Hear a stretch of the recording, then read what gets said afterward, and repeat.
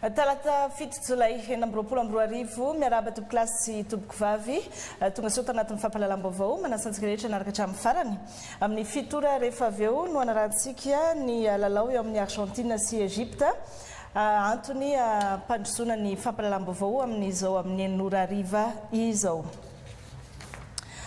Olona veretsy, olona vereroa ary ny tena loza sy mampivarahontsana ao anatin'izany dia ny fahitana ireo olona very afaka andro vitsivitsy aorian'ny fahaverezany saingy efa maty ary novonoina tamin'ny fomba feno abibiana avokoa. Taorian'ilay tranga tovovavy kely 12 taona very teny Ampefiloha-Ambody rano hita saingy efa maty nisy namony teny Amboanjo be vao tsy ela akory izay dia tovolahy 15 taona ihany koa no very maly hita androany saingy efa maty ihany koa ary ninina novonoina mihitsy. Raha ny loharanom-baovao azonay dia efa mahatratra 70 mahery amin'izao ny olona very tato anatin'ny fotoana fohy miparitaka amin'ny tambazotra tserasera ihany koa ny filazana omba mitady. Inona ny mety antony mampirongatra ity tranga ity amin'izao fotoana izao? Mametra-panontaniana ny maro ary miteraka tebiteby sy fikorontanan-tsaina ihany koa. Fanadihadiana hoentin'ny Ambinitsoa Andriamaservelo. Ankoatran'ny fanaovana filazana amin'ny radio sy gazety an-tsoratra dia tambazotra tserasera no manavanana ny olona sy ny maro anaovana filazana amin'izao. Arahiny fitarainana sy fanaovana antso indrindra fanaovana dihevitra. Ao ny manome tsiny ny ray aman-dreny, misy ny manome tsiny ny zaza sy ny fiarahamonina, ao kosa manome tsiny ny mpitandro filaminana. Fanontaniana be da be ny petraka, ny ala-jaza ve ny nirongatra sa ny fahafahamiresaka no ny amalalaka. Raha nisy drone manelingelina ny fidin'ny tompony andraikitra ambony dia mandray andraikitra haingana ny manandrify rehetra. Ahoana kosa ny sarabebe-mbahoaka, zaza very etsy, zaza maty eroa, tokony jerena haingana ho ny fanehoan-kevitra amin'ny tambajotra tserasera. Manoloana ity trangana fahaverezana sy vonolona ity moa dia vao nanao valan-dresaka tamin'ny mpanao gazety ny Premier Ministre lehiben'ny gouvernementa vao zao ariva izao vao tonga eto amin'ny televiziona malagasy ny mpanao gazety avy nanao izay valan-dresaka izay efa eo ampikirakirana ny vaovao arahantsika avy hatrany vantany vao vita izay. Fa any amin'ny commune Ankily district Niosy no anorenana ny ivitoerana andraisana tanana ireo olona manana toetena varira any amin'ny tapany atsimo nosy rehetra iny hitandrona sy antohana ny ain'izy ireo manoloana ny resaka fakanakeriny sy famonoana ireo olona manana toetena varira izay nirongatra teo alohaloha teo. Ny vadin'ny filohan'ny fanavaozana ny Repoblika izay sady mpanorona ny fikambanana fanjiry Ramatoa Elizara Andrenirina no nametraka ny vady fototra nanganana ny ivitoerana aritra 5 volana ny asa araka ny vaovao hoentin'ny fetiny Andrianjafy televiziona malagasy Aniosy. Misedra olana amin'ny lafiny zavatra maro ireo olona manana toetena varira raha eto Madagasikara indrindra tato anatin'ny 5 taona farany. Olana amin'ny lafiny ara-pahasalamana, amin'ny lafiny arak'asa, indrindra fa ny lafiny tsy fandriam-pahalemana ny herisetra izay mitranga amin'izy ireo nahazo vana teto amintsika tato ato. Tsy mora ny iainana izany. Manana olana zay ara-boajanahary dia ny ara-pahasalamana tsy fahitana lavitra tsy fahazakana masoandro olana zany. Manana olana koa zay ny anivon'ny fiarahamonina ny fanilinkiliana satria ny 20 isan-jaton'ireo ray ny olona miteraka varira dia mieritseritra fa tsy zanany no izy hafa volokoditra dia hiarana fanilinkiliana zany. Manana olana koa zany any amin'ny sehatry ny asa eny amin'ny sehatry ny fiarahamonina fa indrindra ity tsangana tsy fandrimpalemana izay tena nahazo vana be tao anatin'ny 5 taona. Tiatsika tenenina dia zao tsy mora ny zavatra iainanay. Ny hamahana ireo olana ireo indrindra no antony nanangana ny vadin'ny filohan'ny fanavaozana ny Repoblikan'i Madagasikara sady filoham-panorona ny fikambanana fanjiry ny ivitoerana iray eto Iosy ato amin'ny commune ambanivohitra Ankily andraisana tanana ireo olona manana toetena varira aty amin'ny tapany atsimon'i Madagasikara. Ivitoerana feno hahitana trano fianarana, trano fitsaboana, trano itoeran'ny mpampianatra, trano fatoriana, trano fisakafoanana, trano fivavahana ary trano fidiovana ity hatsangana eto Ankily ity kendrena andraisana olona manana toe-tena varira manodidina ny 520 amin'y 100. Manatantara ho an'ny faritry ny Orombe androany satria hapetrakintsika eto ny vatofototra vavolombelo nisy anivo toerana handraisana ireo havantsika manana toetra varira. Iaraha mahalala ny zava-mitranga ankehitriny eto amin'ny firenentsika mikasika ireo tsikajin'olona varira. Malahelo aho maharary ny aiko amin'ny fanenjehana amin'ny fampijaliana. Famonoana mihitsy aza ireo mpiarabelona amintsika ireo. Ady tsy fantatra mazava mifamahofaho ny antsony. Izao anefa anisan'ny soatoavina fototra amintsika malagasy ny fihavanana. Havatsika, namatsika ny varira, tiatsika ny varira, arovatsika ny varira. Izao Elizarandrianirina miaraka amin'ny fanjiry tsy hanary anareo havako mpiarabelona amiko. Andao zalahy hiara-entana isika rehetra hamonjy sy hiaro ireo havatsika ireo. Anio 7 Jolay 2020 no napetraka tamin'ny fomba ofisialy ny vato fototra manamarika ny fanorenana izany ivitoerana andraisana tanana ny olona manana toe-tena varira aty amin'ny tapany atsimon'i Madagasikara izany eto amin'ny commune ambanivohitra Ankily. Natrehan'ny olona manan-kaja maro dia ireo délégation niaraka tamin'ny vadiny voalohany fanavaozana sy ireo olona manan-kaja aty amin'ny faritra, teo ihany koa ireo vovonam-pingamanana maro samihafa nanome voninahitra izao fotoana izao. Lafim-baovao hafa nasy mpanavaozana lehibe ny seranam-piaramanidina eny Vato eto Antananarivo ho an'ny zotra anatiny na ny sidina nasionaly. Na ny fototra-afitrasa na ny fitaovana na ny kalitaon'ny fomba fiasa sy ny tolotra omenan'ny mpanjifa dia nampanarahina ny fenitra sy ny filana eo amin'ny seratry ny fitaterana na bakabaka avokoa. Fanavaozana izay kendrena indrindra isiakony amin'ny fitombon'ny mpizahatany eto Madagasikara mba mpiakatra ny toe-karena. Aina Rabetany, Jakila Kotomanga. Seranam-piaramanidina Antananarivo tanteraka manomboka izao ny fanarahana ny fenitra raisam-pirenena ao anatin'ilay fandaharana asa atao hoe airport service quality amin'ny kalitao ny fototra-afitrasa fandraisana ny mpandeha sy ireo mivezivezy amin'ny sidina anatiny na nasionaly. Vita ny pitsopitsony rehetra ny tombo avo roa eny ny velaran'ny trano sy ny toerana ho an'ny mpandeha. Misy ihany koa ny toerana manokana ho an'ireo olo-manan-kaja na ny VIP. Natao avo telo eny ny fahafahana mandefa sy mandray entana hoy ny avy amin'ny Ravinala Airport mpitantana ny seranam-piaramanidina Antananarivo. Kendrena ny hahatrarana ny tanjona napetraky ny fanjakana amin'ny fampirobona ny fizahantany. Toerana raha taloha mahalany 120 passagers par heure dia amin'izao lasa 216 passagers par heure no afaka mipetraka ato anatin'ity seranana hitanareo ity zany. Ny poste d'inspection filtrage na ny PIF anankiray taloha dia izao izy lasa anankiroa. Manarak'izay ny alehibe an'ity toerana ity taloha izy 380 mètres carrés dia 151 ny seza.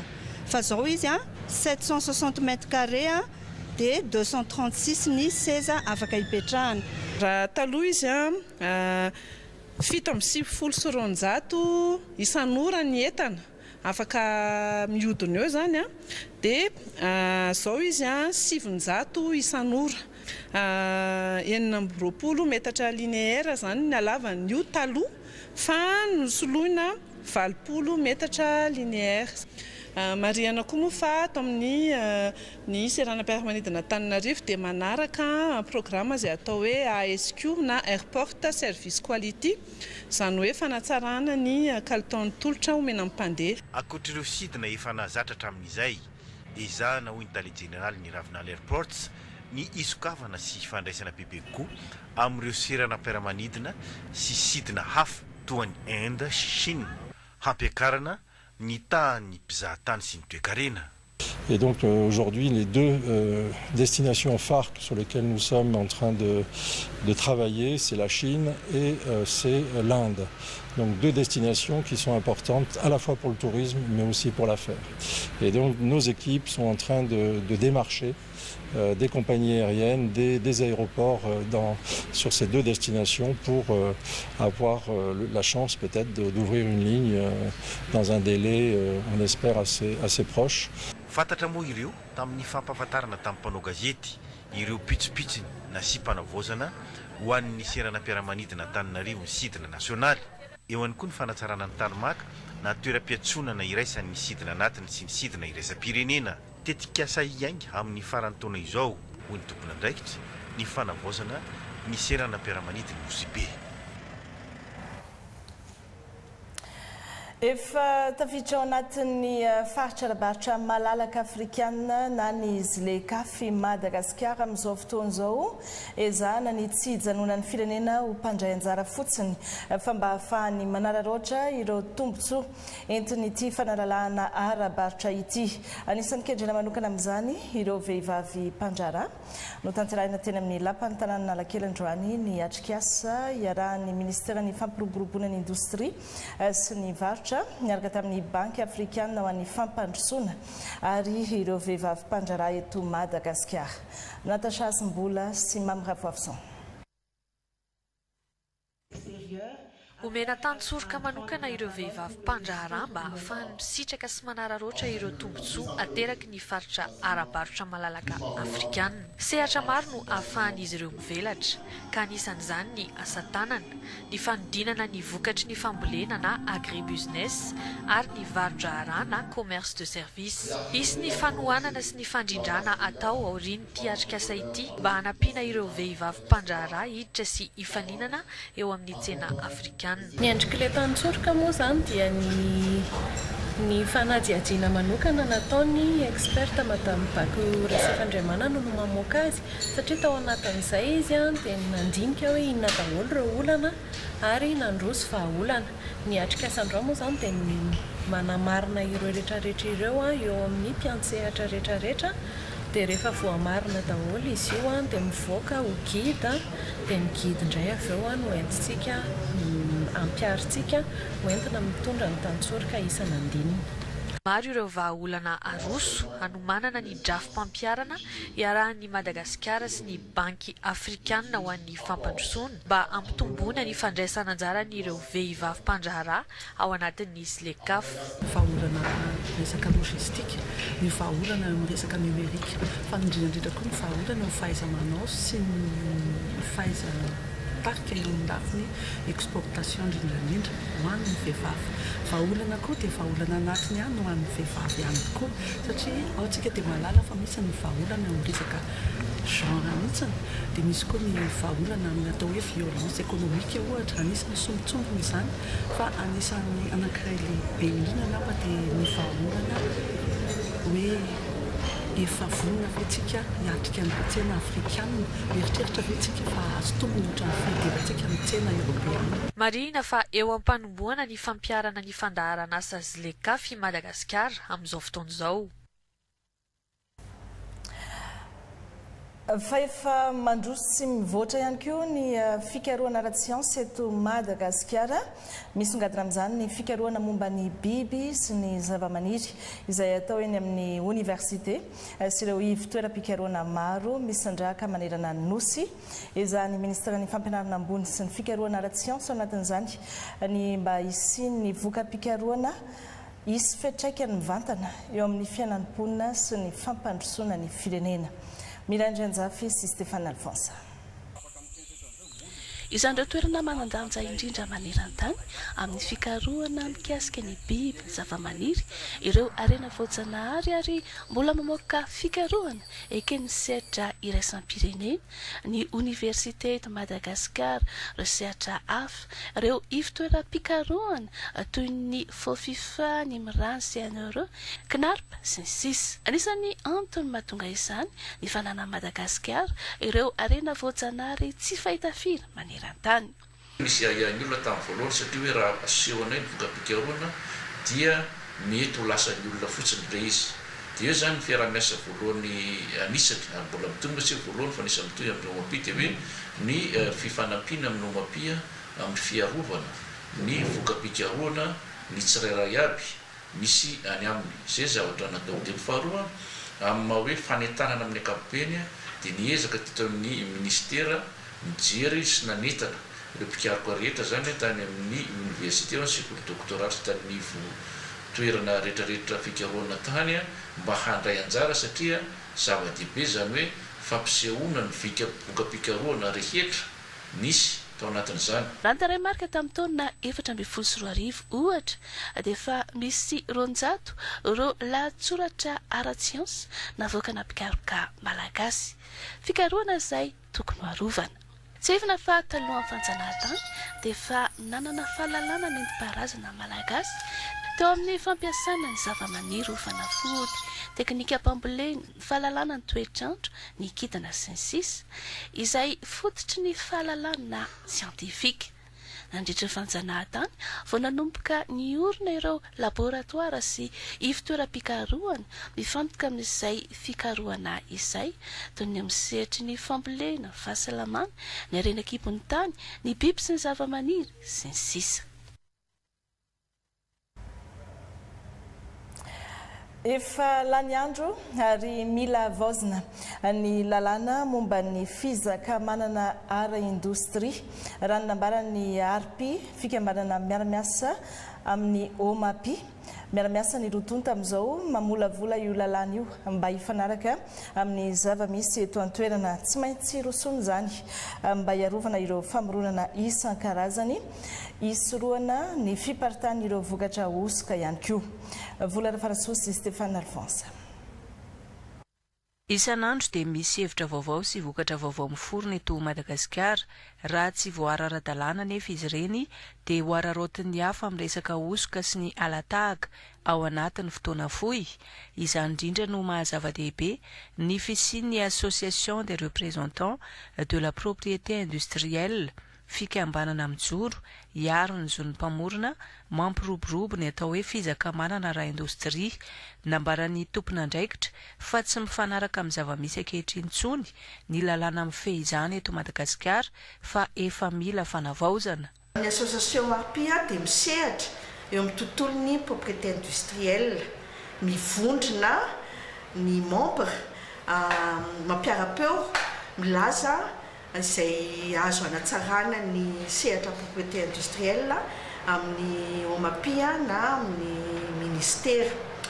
Dia milatsaka koa ny ARPI manome sosokevitra amin'ny famolavolana ny lalàna momba ny propriété industrielle, momba ny lalàna io vaovao io dia fa ela no ny konandoa izy io ahafahany mifanaraka amin'ny toetrandro zany lalàna. Satria zany ny fivoaran'ny propriété industrielle dia mandeha aingana be.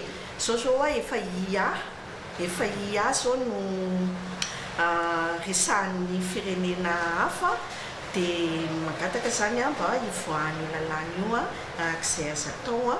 Misy lanjany lehibe eo amin'ny fiarovana ny fizakamanana sy ny fampisitrahana ny zon'ny mpamorona. Ny fisian'ireo cabinet mandataire ireo miara-miasa akaiky amin'ny OMAPI manome torolalana indrindrindrindra ireo orinasa vahiny maniry anaparitaka eto Madagasikara ny vokatra vokarin'izy ireo. Ny asan'ny conseil mandataire zany dia manome toro-hevitra zany amin'ny mpamorona na orinasa amin'ny fiarovana ny asa sainy ataony ary manampy azo ny titre de propriété ohatrany hoe marque, brevet non commercial na dessin au modèle. Dia izy ohatrany hoe ny gasy samy mahafantatra ny hoe marque fa ny ambadika io zany misy asa maromaro mila manontany alalany amin'ny fanjakana malagasy zany ny mpamorona ny orinasa vao afaka mivarotra na mividy. Dia zay zany le marque, zay zany le izy fa dia zay zany no formalité administrative hoe mandeha ara-dalàna. Dia zay mandataire zany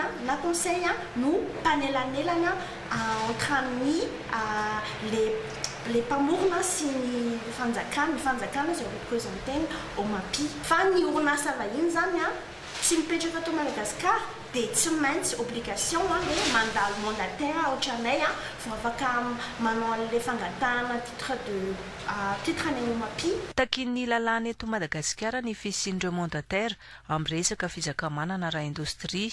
Raha ny ARPI manokana dia efa 30 taona zao ny siny ka fikambanana manodidina ny 10 eo no mivondrona ao anatiny, mifanometanana amin'ny fitondram-panjakana amin'ny ady amin'ny fiparitahan'ireo vokatra osoka eto amintsika. Efa voninao ny vaovao mikasika ny valandresaka nataon'ny Premier ministre lehibe ny gouvernementa Mamtina Radzoanarson tamin'ny mpanao gazety mikasika ny fahaverezana sy vonolona izay mitranga eto amintsika amin'izao fotoana izao raha ny fantatra tao anatin'ny valandresaka nataony dia andray andraikitra ny fanjakana anaramaso akaiky ny raharaha sy ny fikarohana mba tsy ho very anjavona araka ilay fitenenana mahazatra hoe efa mandeha ny fanadihadiana sy ny fikarohana ny mikasika ity raharaha fahaverezana sy vonolona izay nahazo vahana eto Antananarivo tato anatin'ny andro vitsivitsy ity ndeha hoarantsika ny fanambaran'ny Premier ministre lehibe ny gouvernementa. Ny vahoaka malagasy ajaina ary loavina tampony loha. Fantatsika ny zava-mitranga eto amin'ny firenena volana vitsivitsy lasa zay ary andro vitsivitsy lasa dia ny fanjavonana zanaka malagasy fahafatesana zanaka malagasy izay vonoina misy ny tsy hitany taovany aminazy any zavatra tena mahatsiravina maharikoriko. Ny tenako dia nitendreny Andriamatoa filohan'ny fanavaozana hitantana ny gouvernementa roa ny tena zavatra lehibe napetrany amiko. Ny voalohany dia ny hoe amaly ny filana maika anyvoaka malagasy. Ny faharoa manatanteraka ny tetikasa amin'ny fanavaozana dia nasiany fanampiny dia ny hoe ny ampiray ny malagasy. Ny zava-mitranga dia izao maty ny zanaka malagasy. Taratasy nalefa Andriamatoa filoha taty amiko dia ny hoe ny tombotsoan'ny malagasy irery ihany no tompoinao ao. Marary ny aina tompoko mahita ny zanatsika vonoina ohatran'ireny.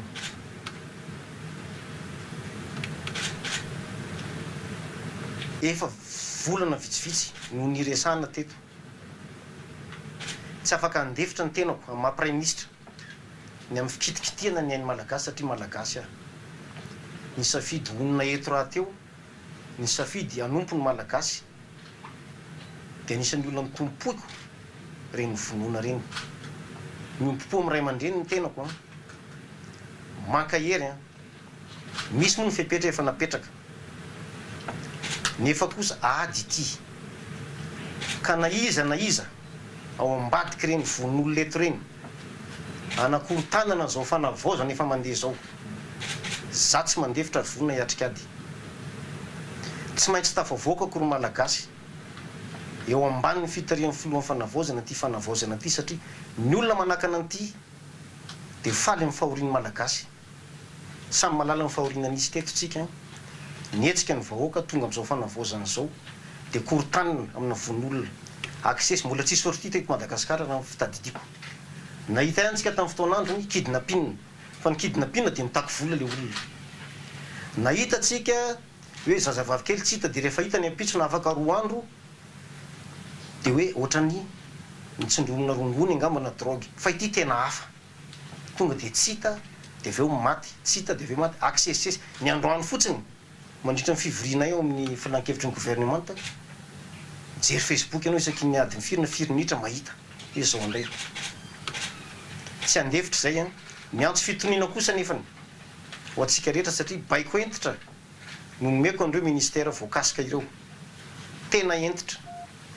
Misy ao fepetra fanenjena andreo olona ireo manamafy ny antso ampio kosa mpitandro filaminana antsika mamantatra an'ireny olona reny. Misy fanenjena hatramin'ny ministère ny fitsarana nahazo baiko tsy misangisangy ty. Misy fepetra fisoroana mety efa hitanareo any ny présence andreo force atsika reo dia zay no any an-tanana atsika mitoniary malagasy tsy maintsy ajanontsika zao zava-doza zao dia mbola nome andindiny anareo reo tompona ndraiky raha manatanteraka ny baiko izay nomeko averiko ihany tsy misy manakana an'ity fanavaozana ty ka ho avela amin'izao fa tsy maintsy tanteraka ty mba hiadanina ny tsika zay velona amin'izao indrindra fa ny taranakitsika mafy loatra izay nazo malagasy taloha teo zay ampy zay ho any tanindrazana. Andrasana zany izay asa mivaingana vokatry ny fandraisana ndraikitra ho ataon'ny fanjakana manoloana nyity resaka fahaverezana sy von'olona eto Antananarivo ity. Dia tapitra ihany koa ny fampalalam-baovao tsara ihany ny mampatsiafa amin'ny fitora rehefa avy eo dia i Argentine sy Egypte no hifanandrina ao anatin'ny mondial 2026 amin'ny iraika amby folo ora kosa Suisse sy Colombie. Ireo lalao ireo izay samy morantsika mivantana eto amin'ny televiziona malagasy moa zany mazava ho azy. Ankasitrahantsika rehetra nanaraka ny fampalalam-baovao, ankasitrahany ihany koa ny ekipa niarana natontosa rahampitsondray mirary sorto klasy tokovavy.